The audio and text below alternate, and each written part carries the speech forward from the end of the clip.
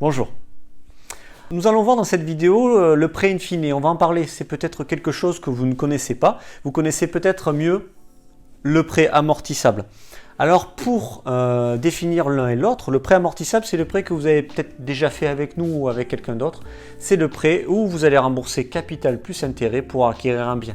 Une résidence principale, une résidence secondaire, un bien d'investissement. Le prêt amortissable, donc, c'est celui où vous remboursez tous les mois une partie du capital que vous avez emprunté à l'origine, plus une partie d'intérêt prédéfinie au contrat de prêt, avec la part également d'assurance. C'est un prêt tout à fait classique.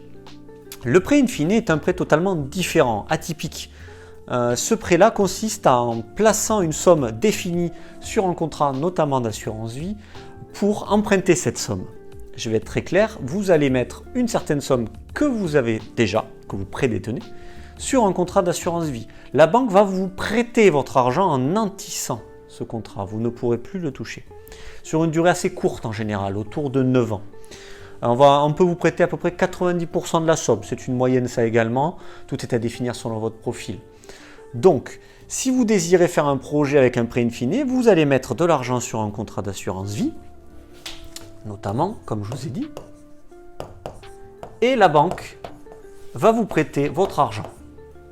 Quel intérêt, me direz-vous? L'intérêt est que vous n'allez pas injecter du cash dans votre investissement.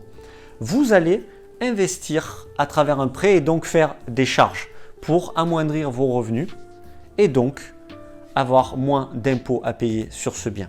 Ça, c'est la première chose. Deuxième chose, vous n'allez pas vous appauvrir tout de suite.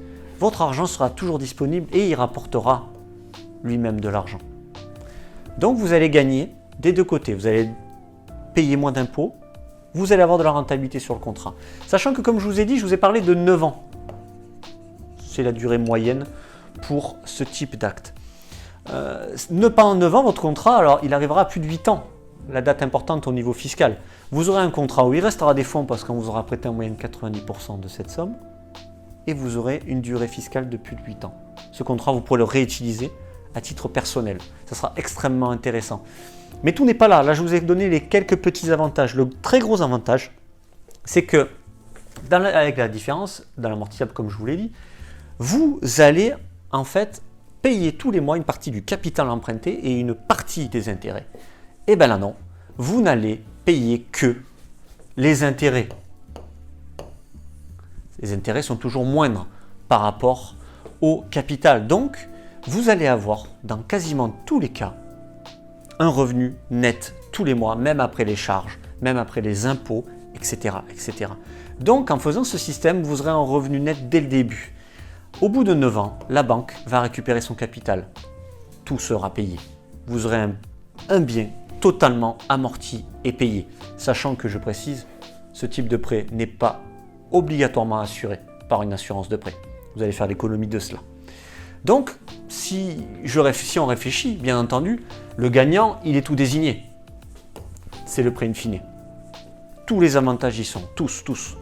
Par contre, oui mais, j'insiste sur le mais, il y a une condition sine qua non pour y accéder.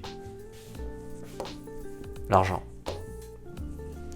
Si vous désirez qu'on aborde un peu plus ce sujet ensemble du in fine pour voir s'il peut correspondre à vos objectifs et si vous désirez que je développe un peu plus cette notion pour que vous l'abordiez un peu mieux, je suis à votre entière disposition et mon service. Bonne journée.